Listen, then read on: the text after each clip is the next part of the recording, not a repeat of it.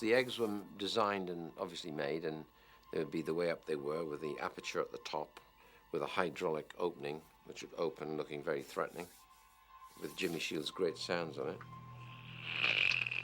It's still one of the great sounds that when it opens, and you hear that viscera, and the strength, you know it's strong.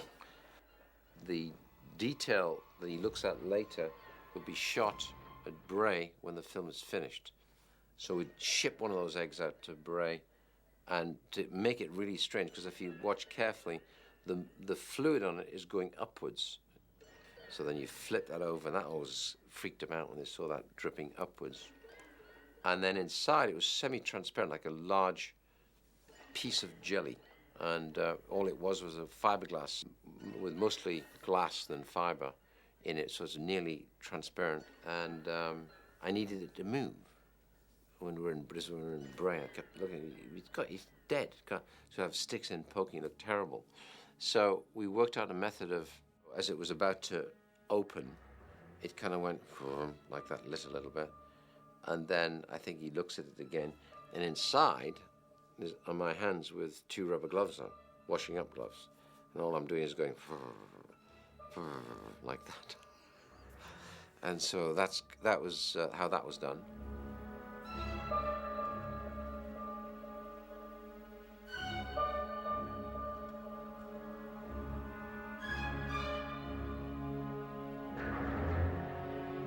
And of course, after that, he comes in and looks into the aperture opens.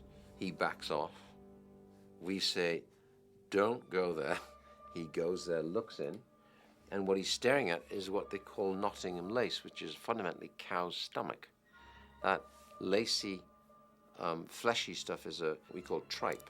And so I got buckets of this in white plastic buckets, and I'd have to put on a white coat and gloves and handling this stuff, and I just dressed it on it. And then I couldn't find a whiplash effect of anything that you made, like a hose that was delicate enough. So I'd seen this sheep's intestine, which is actually beautiful. It's gossamer, got little lines in it. Well, it was in fragments, because all you do is cover the bits and then say, it's not enough to have him look and it explodes. You need every moment of it, and slowed down. So we slowed it down because it was really fast. You turn an airline on, it just goes whash. It happens in less than a second. Whereas I think we stretched that to maybe 1.5 seconds, maybe. And then it hits him as he goes back. I've already got it attached to his face. So you need that bridge between him coming in to look, him looking in, what he sees. And this is like that, explosion up into the camera, then cut where I've got this attached to his face as he falls backwards.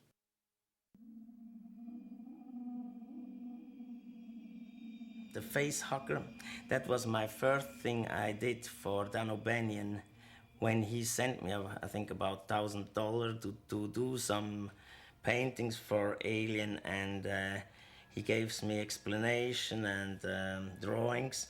And he said that he's jumping on a big egg. This egg is about that. So, and I thought that must be quite a big monster. So I did an enormous face hugger, and he was jumping. I thought he could jump when his tail is curved like a spring devil or whatever, the Jack in the Box. Later on, he said I should do it smaller. So I think something with human hands is always scary, very scary. So I had the long fingers, what is the most important part on the face hugger. And then it's a part, there's a little sexual, and the tube for that this beast has to put in the mouth.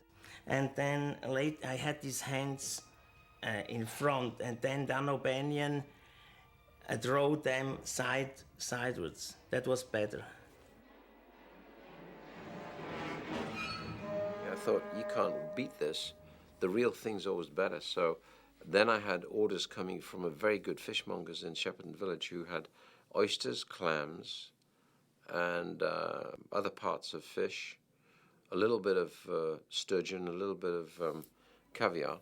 I got him to make a cup with a container in rubber, which is the facehugger with the tail, the stinger, the like manta ray tail, and the hands.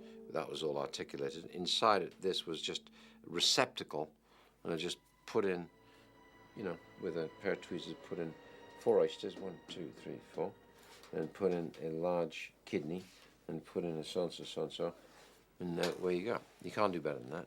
So you then poke at it with his instrument, and the legs move, and it gives you a shot. The chest burster, that was a very, very heavy scene. I think the strongest thing in the whole film.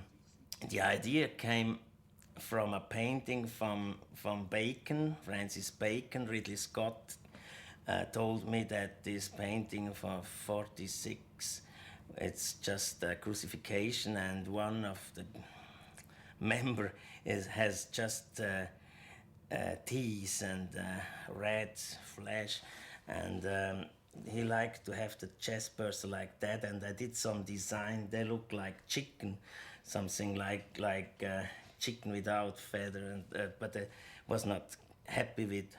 And then build up the thing, and it looked like a small dinosaur, and that was awful as I cut the legs, and so finally we only had the head and the tail, and that was enough. What I liked about the film is that it was a very logical film in many ways with a thriller format, and I thought that was an excellent blend. But it's perfectly reasonable. It seemed to me that something should that some organism should incubate within the warmth of another being, in that way. I feel the strongest thing is always if it happened in your body or in someone's body. That's enormous. A worm in a living body. Oh. Yeah, that's just under the skin, and you see how it moves. Ooh, wow, wow. Yeah, I hate worms and snakes and things like that. It's awful. Ooh.